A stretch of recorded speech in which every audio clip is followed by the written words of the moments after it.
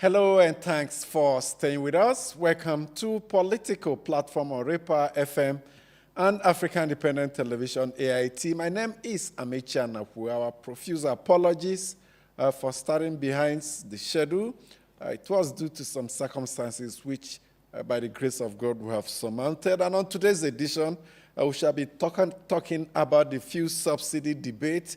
It has once again taken center stage in Nigeria's 2027 presidential campaign following a fresh pledge by former Vice President and African Democratic Congress ADC's presidential candidate Atiku Abubakar to restore petrol subsidy if elected president in 2027. Atiku is now questioning how the savings from the policy have been utilized, particularly in improving healthcare, education security, and other critical sectors.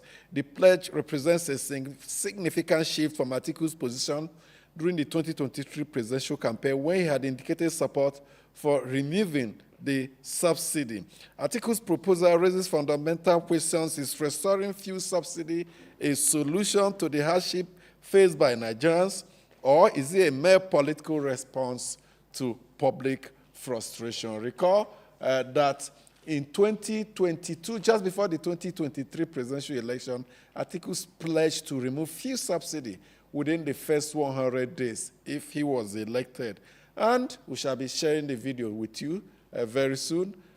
President Bola Tinubu, in 2012, while speaking at a protest in Lagos against the increase in pump prices of petroleum products, a part of subsidy removal, he protested Jonathan's regime move then to remove subsidy. So the two men under consideration had in the past insisted that subsidy be removed or should not be removed, depending on the way they are looking at it. We'll be joined by Peter Esele, former president of the Trade Union Congress, TUC, and former president of the Petroleum and Natural Gas Senior Staff Association of Nigeria, PENGASSEN. He will offer perspectives.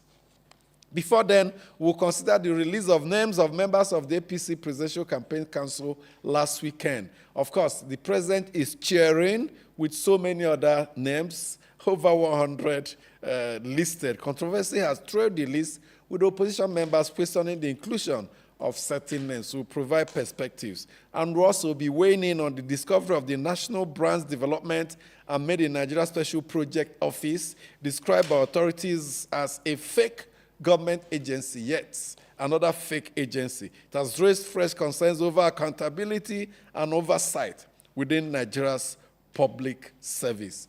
My colleagues are here with me. Mustafa Mohammed is there, Sholaja Simi is there, and Uju Eje is also here. Welcome to the program.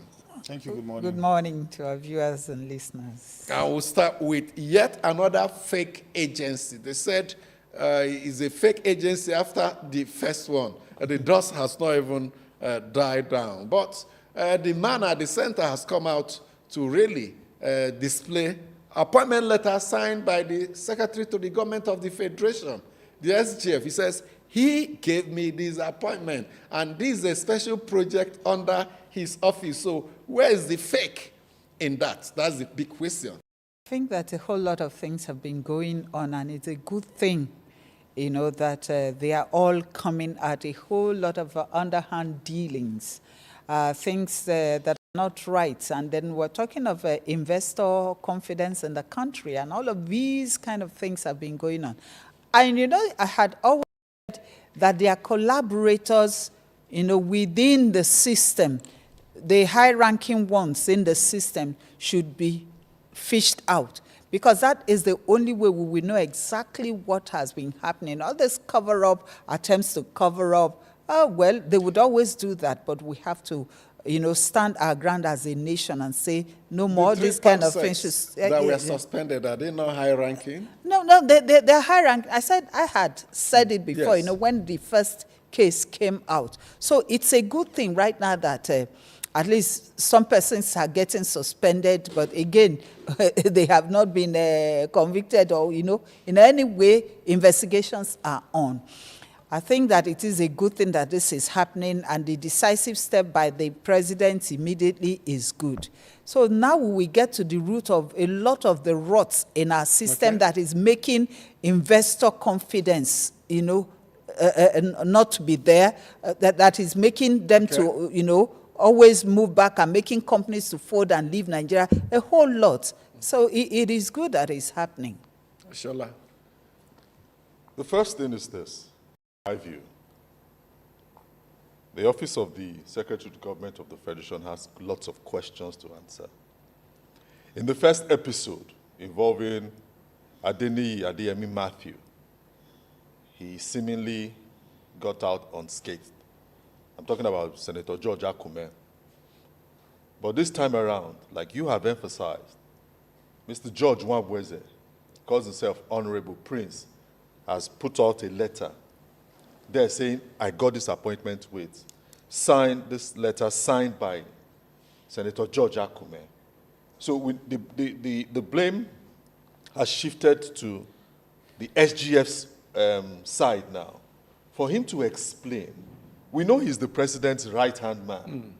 Right from 2006, Akume moved from the PDP, was governor of Benue, and joined the AC. So he's been his, what we call paddy in Nigerian parlance for a long time.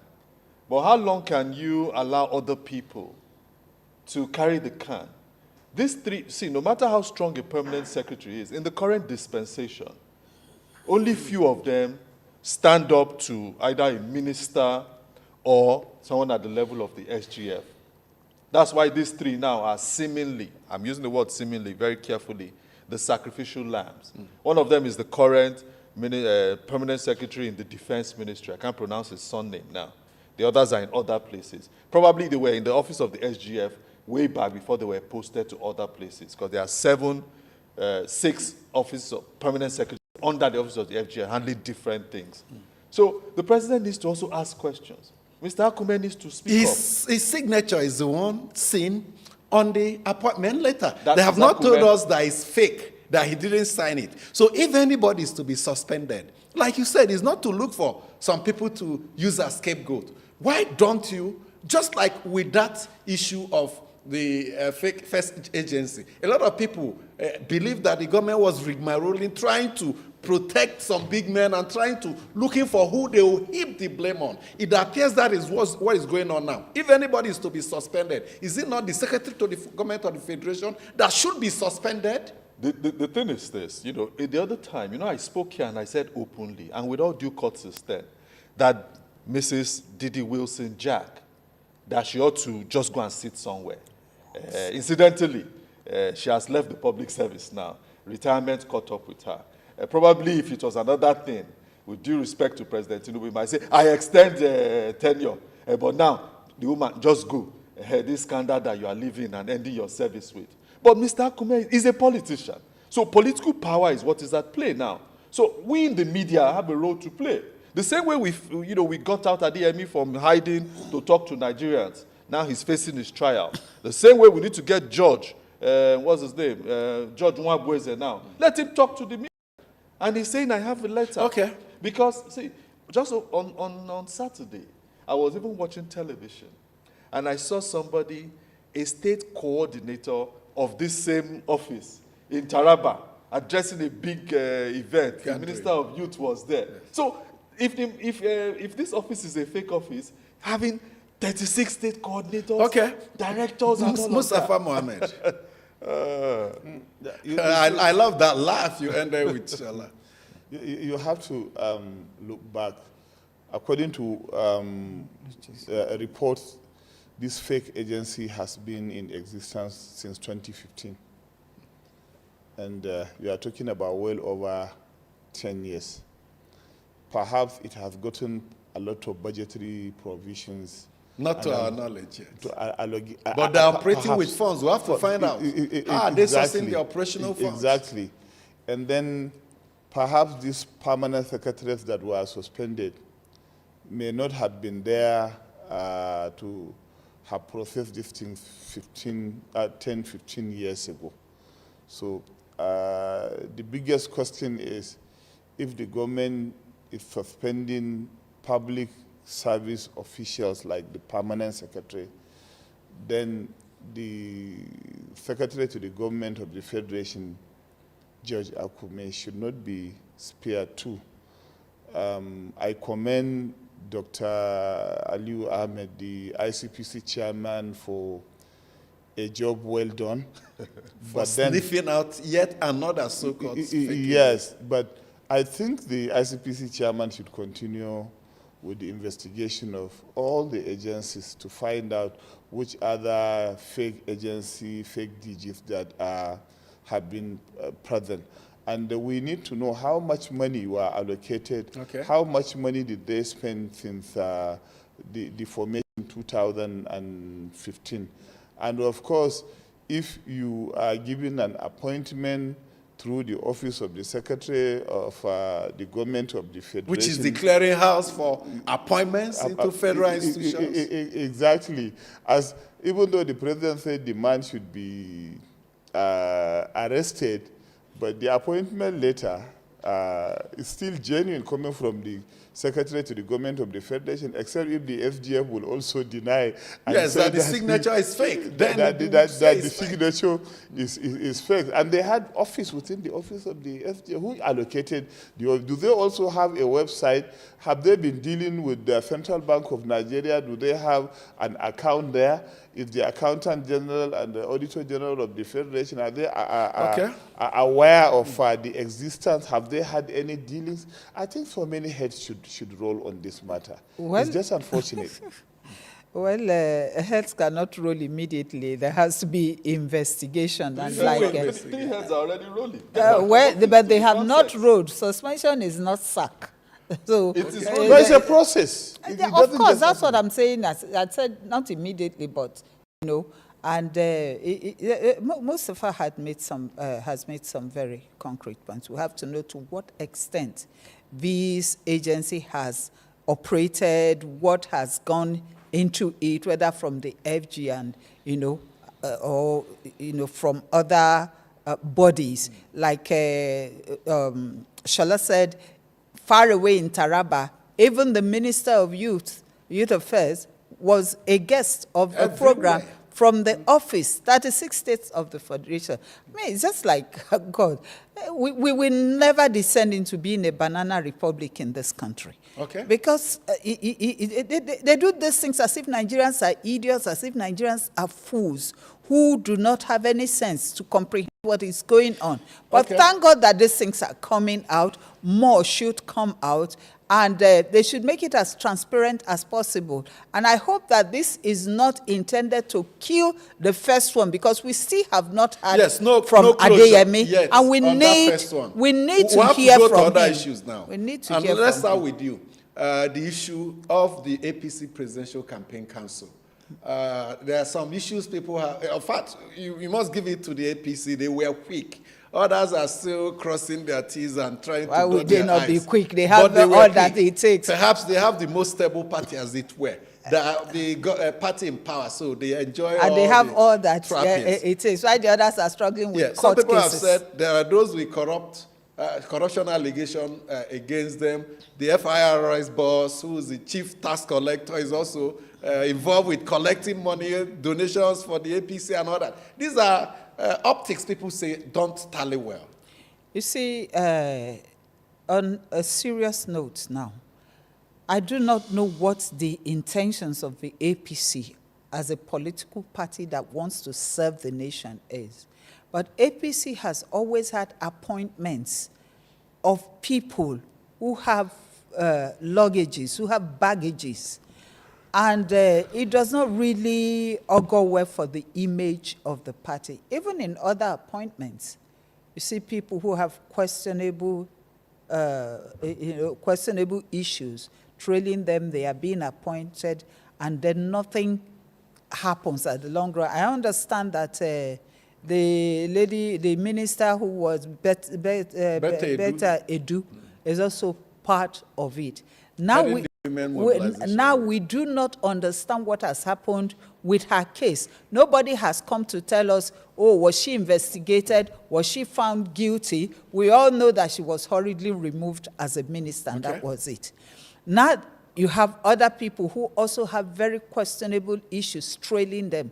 When will the APC stop doing this? When will the APC come out with a list that Nigerians can see and say, oh, well done? Record that APC under Buhari also appointed dead people into positions. Shola.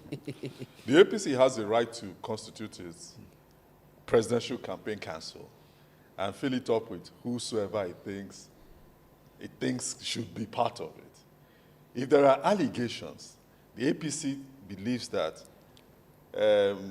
allegations, insinuations should not determine how it will run its party and its presidential arrangement.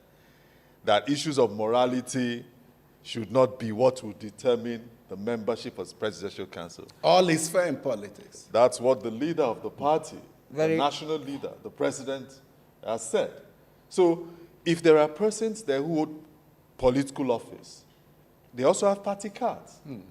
The chair and it's a party affair. It's not a national assignment. It's a party assignment. No, but the end result will serve the nation, and that would involve you and I and every other Nigerian. That's why Zach Adedeji, who I see in the future, I'm not a prophet anyway, or a seer, may look for the governorship for your state soon. That's why, as our chief tax collector can be put there, he's holding a political office. Maybe way back. Such persons are in the back, doing their thing and not fully involved in party. But the president of this country is telling us now that we are in charge. We run this government. Anybody that will ensure my party keeps me in power, I will put in. So there's no law that bars anybody who is a political appointee from being involved in party issues. So it's just a moral issue. It's a moral issue. So that's why, when the president of this country, I'm bringing another angle now, asked that somebody who was close to Oshibaju, I'm talking about the former executive vice chairman of the Federal Consumer Protection Commission, what's the name, Babs, Irukera or something like that, that he should leave a place, that his hands are not this and that. I just smiled because he contested the governorship Kogi State then, as in the primaries, and they just tried to skim him out. So it should be a case of don't pick and choose whatever you want to do. Mustafa Mohammed. I've seen the long list, but you see, a lot of Nigerian Muslims were happy because Sheikh Jingir's name was not there. This was somebody who, in his recent speech during this mass wedding, tried to cause national disunity in the name of campaigning for the president, which a lot of Nigerian Muslims and non-Muslims alike felt it was quite wrong. And it's not surprising that they didn't put his name there, because this man is going to be a liability for them. And then the issue of Beta Edu, the former minister who was removed hurriedly because of allegations against her. Yes, she has not been convicted. They can give her assignment, but you see, in our dispensation of justice, justice delayed is justice denied. Herself and any other person, whether in the campaign council or not, if they have allegations against them, they need to face the wrath of the law. The number of people, the quality, the profiles of people you put in your campaign council will either make or mar your campaign because of the kind of confidence or lack of it that these personalities in the campaign group will give to the Nigerian people. I mentioned Sheikh Jingir. One Sheikh from Katsina is in the group, and the people who clapping, thank God it's not like Sheikh Jingir. But then those who are going to carry out the campaign should be very, very careful. They should not bring any issue or say anything that will disunite the Nigerian citizens. Nigerian citizens, despite the problems that they've had in the past or had in the past, have learned to live together, despite the various economic challenges. We have to move ahead now. And what have you. We have to, or you want just one line? Yes, just one line. We're talking that it's just what the APC wants. But issues of morality are also key in leadership, because some countries would not brook anything, like the kind of questionable characters that we have under the APC government or honor Then the APC appointees. That's why even some of our ambassadors who were nominated were not accepted by the countries that they were sent to. Some considered the issue of wife battering and a whole lot of things. Okay. And said, look, we can't Shola have is this kind of shaking his person. head. And they were rejected. Well, the person who we are insinuating was not accepted. He's in another country, and another country has accepted him. What about A Reno? xenophobic country. He has not got, out of the 68 of them the president nominated got cleared by the Senate, 65 of them are already in the places where they were posted. Agromo has been accepted, and the letters of credence has been presented. Reno. Reno Mokiri is probably somewhere around the West African coast. He has not been accepted. And if you are talking about morality, Yes. we have to be very, very careful. If you are talking about morality, you cannot go to any court of law and argue based on morality. Morality is not law. These are two different. But what is a But it's good society to have without clean morals? people. Exactly. That's the problem. When Exactly. you want to Morality. cover Doctor, morality with politics, depends on it your- strips society of its essence, its soul. Dr. Amechi, it Yes. depends on what your definition of morality is. Let me give you a typical example. In so many parts of Nigeria, you can freely drink alcohol. It's not immorality. Yes. Go and try it among the Muslims. Even Now, though some that's not Muslims what will we're drink saying. There alcohol are is- That's not universal what we are moral saying. norms. For instance, Betedu was accused of corruption. Fraud. She was removed from office. The president set up a team headed by the interministerial team to investigate. As we speak, the investigation is not yet out. So she's not seen to be innocent or guilty. But she was given another assignment by the party. She has These are not been moral convicted issues in by- any part of the by the world. party. And the But world is within taking the party notes. is a But that's moral not a governmental- overhang on the neck of It's the not party. a governmental agency and she has not been convicted. So we have to be very Yes. careful how we about this. But let's go to our guest now. Let's welcome our guest, Peter Esele. You know him, a comrade, former president of the Trade Union Congress, and also headed the Pengassan Petroleum and Natural Gas Senior Association of Nigeria. So he qualifies eminently to weigh in on issue of subsidy removal. He was part of Shopee, I guess, under Jonathan and others. So he knows so much about subsidy and issue of subsidy administration and all that. Thank you so much for joining us. Joins us virtually from Lagos. Thank you so much for joining us. Thank you for having me. Good morning to you and good morning to your colleagues in the studio. Okay, now before we get you in properly, let's share these two issues with you. First, with Atiku Abubakar in 2022, just before the 2023 presidential election, he pledged that he would remove fuel subsidy within the first 100 days of office. He gave himself a timeline. Within 100 days, I will start the process of removal of fuel subsidy. So he was in total support of removal of fuel subsidy. But in 2026, he says, no, I will do it different. I will give the subsidy to the local refiners and all that. Now, let's leave Atiku and come to Bola Tinubu.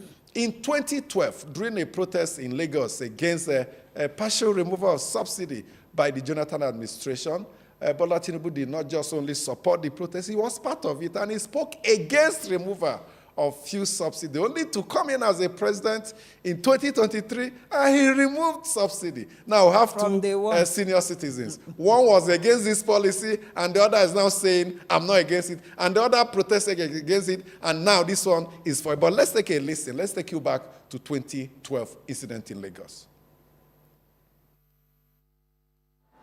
In Abuja and across some of their states.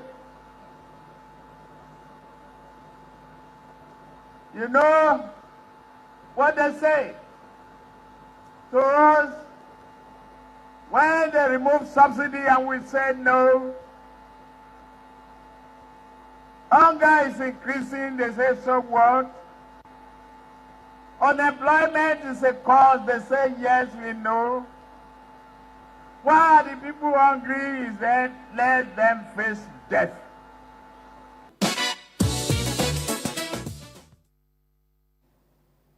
Okay, Shola will take the first salvo. Okay, so Dr. Peter Esele, as at this time, if I recall correctly, you were just about being appointed to the Jonathan arrangement, you know, the SURE Subsidy Reinvestment Renewal Program. We heard the president of the country, then in the opposition, saying that Nigerians are being killed for a few subsidy and all of that. From what you can see, from what you can hear, he has probably had a turnaround. And probably what he believed then is not what he believes today. That's why he took that decision almost 10 years, 11 years later to say, he's gone forever. Is that a question of seeing the reality and addressing it? Thank you very much, Shola. One of the major problems we have, whether you remove subsidy or you bring back subsidy, is the issue of structure, system, and process. For any society to grow, you need to have the structure, and you need to have system, and you need to have the process to deliver to the masses. But do we have that system? The answer is no. Do we have the structure? The answer is no. So even if you remove, you remove or you add, the structure is not there to deliver. You just made mention of SURE. One thing is very clear. What a lot of people don't know, Christopher Kalade was the head of SURE then. Yeah. What people don't know is that that body have anything to, they can't side check, they can't talk about what project to execute. And that was one of the reasons why later he also Resigned. now walked away. Yeah. Now, if you now say you take away subsidy, I prefer to make new mistake than part of your growth is when you start making new mistakes. But if you now want to go back to your old mistakes, it also shows that you are not growing. Now, let's look at what's subsidy and what is not subsidy. Subsidy is the difference between the pump price and how much each of those crudes were bought. Let me break it down for the ordinary man, why issue of subsidy came up. First is crude oil is a business that is done in dollars. And petrol is not sold in dollars in Nigeria, it's sold in Naira. And with the depreciation of the currency, what you have is that there's going to be a gap. So the gap between the actual purchasing power and the actual price of sale is where subsidy comes in. So now, since the advent of this administration, both President Tinubu and Vice President Atiku Abubakar are what we call, they are called capitalists. And then they decided that, in seeking for votes, Tinubu said the subsidy removal was wrong. And then when he became president, he took it off. Now, while Atiku was also in power, Atiku was insistent on, that's what Obasanjo Atiku was insistent on taking away subsidy. And while Vice President Atiku was campaigning, he also said he was going to take away subsidy. Now, the actual impact is that since President Tinubu came to power, there's been a whole lot of increase in federal allocation to states and local government. That's the issue of structure. Where you see me, I'm talking about structure now. I live in Lagos, for example. The federal government is not responsible for making transportation available for me to move from point A to point B. That is the core responsibility of the state government. Mm-hmm. For primary or secondary education, primary healthcare, that primary healthcare is also the core responsibility of both the local and the state government. Yeah. That is the issue of now structure.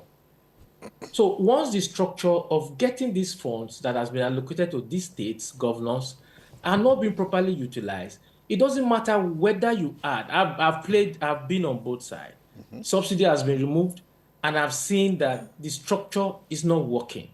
So it doesn't matter whether you remove or you bring back subsidy, as long as there is no structure to deliver the dividend of the subsidy remover, we are still going to be crying tomorrow. Now, Mr. Esele, you have spoken like the activists, and you know that you are that understands the economic implications of what we are talking about. But we have seen a situation where President Bola Tinubu, when it was convenient in 2012, was against subsidy removal. Assuming office from day one, he removed the subsidy. Now we have also seen former Vice President Atiku Abubakar and presidential candidate of ADC coming up to say, I will remove first subsidy. Has the issue of fuel subsidy become a political tool for our leaders to use when they like and when they don't? Yes, I think I will answer that. Yes, you know, one thing you must know about politicians is that they want to get votes, they want to win an election. So it doesn't matter by whatever means legal, that is the key. Okay, let me just give you an example of what has happened in the oil and gas.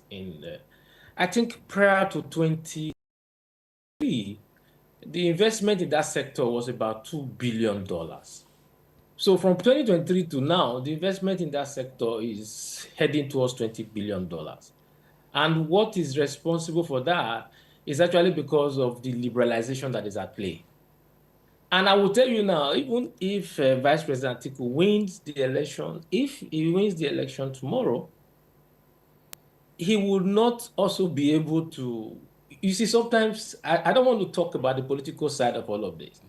Sometimes it's easier for you to say certain things and when you are outside, then when you now get in and you now see what is at play. When the president says subsidy is gone, you notice the issue everybody was against the president for was that the president did not put anything in place before saying subsidy is gone. But not that subsidy should not go. Now, what we have right now is that I think to a huge degree that ship has sailed, because what are you going to tell the foreign investor? I heard you talk about morality, and I also heard you talk about putting certain people in place, certain people in positions whereby investment would disappear. If we decide to go that route, there are going to be people who will now hold on and say, no, I'm not going to put my money in an economy whereby everything will be dictated by the government. Are you going to tell Dangote Refinery what price is going to sell his crude when the man has invested $20 billion in his refinery?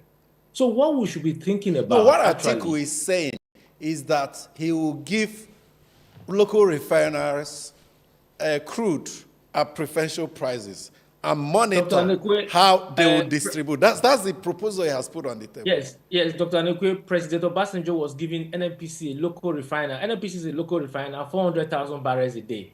And they couldn't account for it. And they couldn't achieve They continued to collect it even when the refineries were down.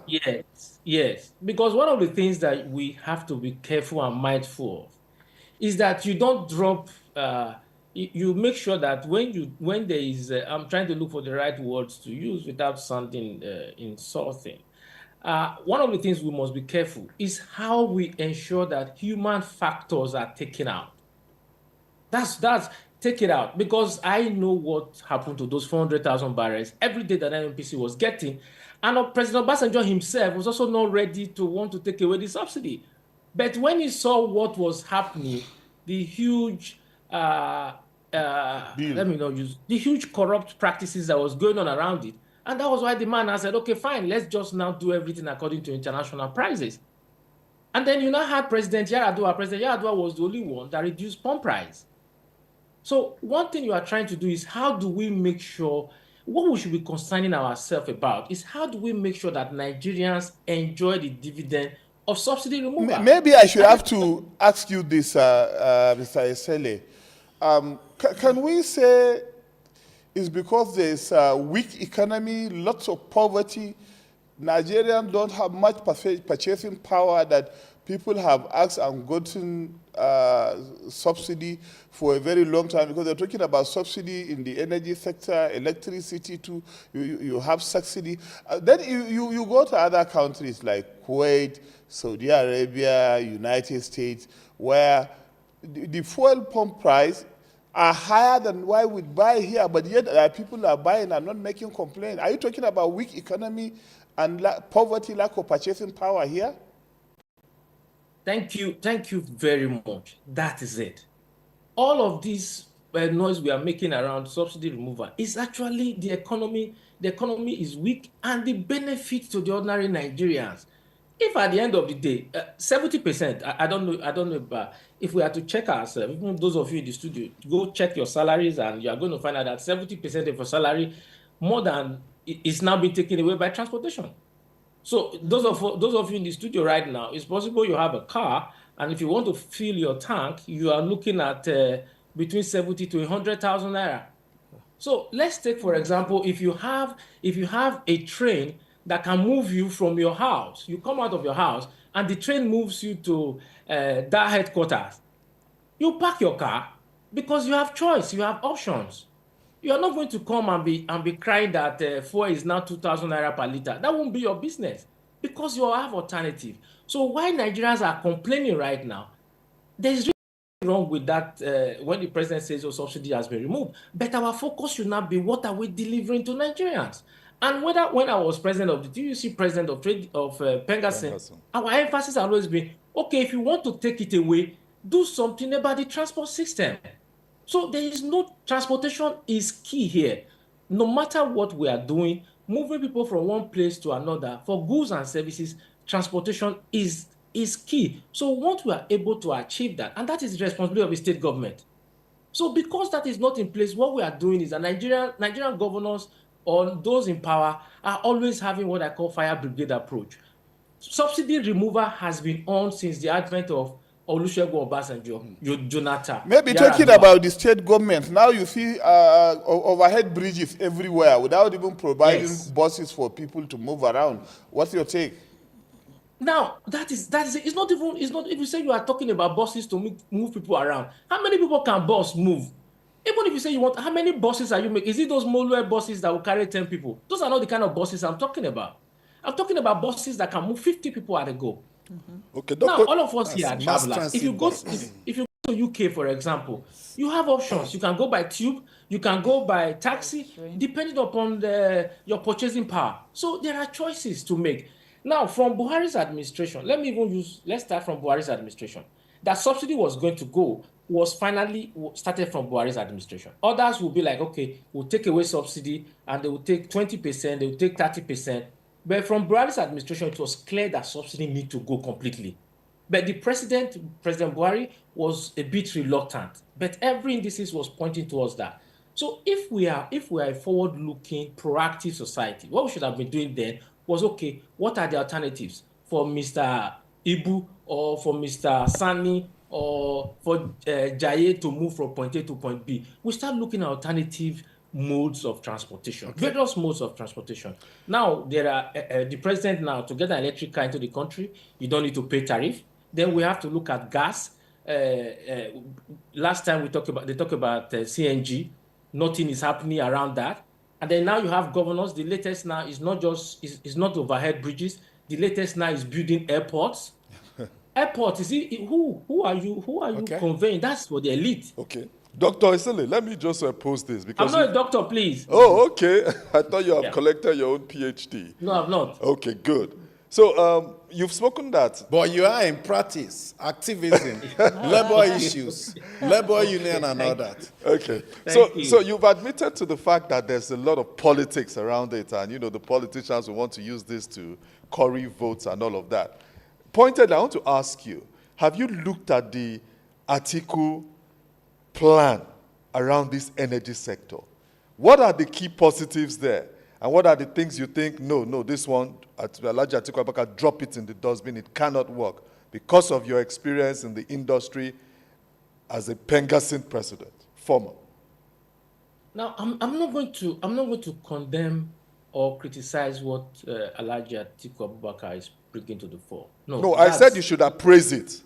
Yes. Okay. Now, the first thing is talking about, if you ask me to appraise it, there's going to be a window for me to also now give it some stake. No, I don't want to do that. What I just want to do is for me to speak to the issues in that industry. Subsidy removal, what has it done for that industry? It has liberalized the industry. That's one. It has made much more investment in that industry. That's two. It has given investors in that industry that says, okay, fine, we can come in and put our money here and then decide to grow. And then the downstream sector is also growing rapidly. It has also impoverished Nigerians. Yeah. No, I will also come to that. Yeah. So now the first thing is that the policy aspect of it, is it working? The answer is yes. Then you now talk about making life difficult for the ordinary Nigerians. Those are the challenges that will come with subsidy that you have removed. And one of the things that I think this administration of President Tinubu is not doing very well is that they are not communicating. when you need to let people know that, okay, these are challenges that we are going to face. Then when you now let them know these are the challenges that they are going to face, and then you now also now go ahead to say, okay, fine, these are the benefits that is accruing. One of the benefits that is accruing, a major benefit that is accruing, is that I think most of those states, not I think, I know most of these states in Nigeria are collecting more than 2 times the revenue they were collecting under President Buhari.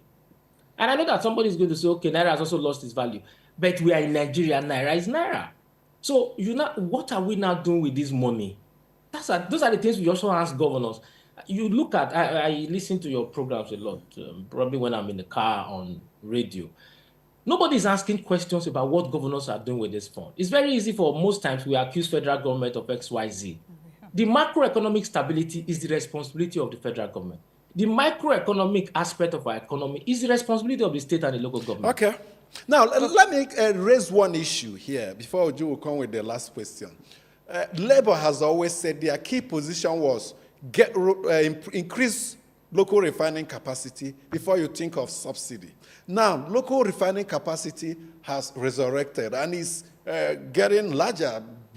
By next year, will be up and running. Just opposed with Atiku's position. Now that we have local refining, and he says the subsidy will target this local refining capacity. If I'm in his shoes, I would just say, let's work on how this benefit gets to Nigerians. Okay, now we are talking about how many millions of barrels are we producing? We are producing with condensate. We are doing close to 1.7 with condensate. So even if you say you are going to give everything to local refinery, you end up Dangote refinery 650,000 barrels. And don't forget that we've used a sizable number of our daily production to take loans. There's what they call forward contracts. So we've even used. So where are you going to get those crude? Even if the local refinery now moves up to 1.something million barrels, whether you like it or not, they are going to import. People don't know that America is one of the largest producers of crude oil in the world. All attention is always on Saudi Arabia. America actually is number one. America and Saudi Arabia are dragging it. But people don't know, but America still imports. And so America still gives subsidy to its citizens on gas. When you talk about America, I'm not aware whether America gives subsidy because America charges tax on petrol. It's not even a matter of whether you are giving subsidy. Our attention should be, how do we ensure that this money makes life easy for the ordinary Nigerians and block leakages? There is no system, there is no structure, and there is no process. It is a lack of process that is bringing all these fake agencies that we're talking about. It is a lack of structure. So when your economy or your government or whatever we do, or the society is a society of anyhowness, in quote, what you are going to get is that you will also get anyhowness in the system. So once we're able to sanitize the system, ensure the structure can deliver, and then the political parties should have an ideology. Okay. I was much younger. We all know what UPN stands for. We all know what MPP stands for. And you see it in their deliverables in their various states. Okay. All right, But in this one, they are all the same. Mr. Esele, in fact, something you said caught my attention. I know you've touched a bit on that, but we're talking about now, where Nigeria is at the moment. You said the Tinubu administration, what it is not explaining or what it is not doing is explaining that this is what the Nigerians may have to go through. And I say, explain to who? Hungry Nigerians? Can a hungry or a dying man listen? I think that maybe what we should be looking at now is why they are trying to explain what to do so that the hardship in the land can be greatly reduced, because it is really hard. Okay. People are dying from lack of Medicare, they are dying even from hunger, and we need to deal with that. It is for us to have what I call an omnibus plan. Omnibus plan is simply, first, why I use communication is key. We must talk. You and I, we are talking here now. That's key. Then we now move to omnibus plan. By communication, we identify our problems. Then from that same communication, we now say, okay, how do we mitigate these problems? And then the omnibus plan comes in, where you get local government, state government involved in it. Okay, Lagos state government, what is your major challenges now? People in Lagos, you now get feedback from the people. Our major challenge in Lagos, for example, is movement, transportation. You go ahead to ameliorate that. Edo State, what is your challenge? And then that omnibus plan will take care of all of this, and then we move on. But right now, this is a fire brigade approach, and anybody you are asking to now will be talking about cash transfer, because that will be the only thing they can do in the interim. But is that sustainable? My answer is no. Okay, we have to thank you so much. Peter Esele, former Pengasson president, former TUC president, who was also involved with Shopee. The takeaway from what you have said is that there's absence of structure, processes, and institution. Whether there's subsidy or no subsidy, the absence is what is hitting the people. So it tells us those that are implementing these policies have not taught them through. They didn't subject them to rigorous processes and all that. So perhaps it exposes the attitude they bring into government and all that. Thank you so much for joining us today. Thank you for having me. Okay, time for us to indeed go to our mails now. But I want Shola to quickly make a comment on Esele's contribution before we get the mails. Well, he has given his own bits, shared with us what he thinks. But I would have wanted him to also look at the plans of all the contending interests. Okay. So that we can know where people stand on policy. Okay, let's get the mails now. All right, so we have Anusion Chukwu from Lagos, and he says, the ICPC has uncovered another fake agency in the Nigerian government drama series. These two agencies have a local and international phantom structure and have impersonated government officials. The kind of vulnerability in the civil service and the office of the SSG is of high concern. The president has ordered the arrest of a DG and suspended 3 permanent secretaries. They have made them scapegoats, but the main office of the SSG, where this phantom agency exists, is untouched. We should look at the Justice Uwe's report and reduce most of these redundant agencies and those who do the same work. National Assembly should stop creating multiple agencies, all in the name of legislative function. We can't continue like this. And the next one is from Mark Patrick Linus from Abuja. And he says, there's a strong narrative in our polity that has become consistent lately. Unfortunately, the government and their supporters are daily rubbing it on our faces with so much impunity. Unfortunately, too, some journalists are helping them to amplify it. I'm talking about the issue of holding the governors responsible for the billions given to them by Tinubu. Everywhere you turn, all you hear is ask your governors what they're doing with the money given to them by Mr. President. There's no doubt billions are given to the state governors with little or nothing to show for it, except using it for elephant projects that don't have direct impact on the people. Why isn't this aberration constantly talked about on the platform? Or don't Nigerians deserve to know where their money goes? It was Christopher Kolade. We don't have time now. We have to go. I'm sorry.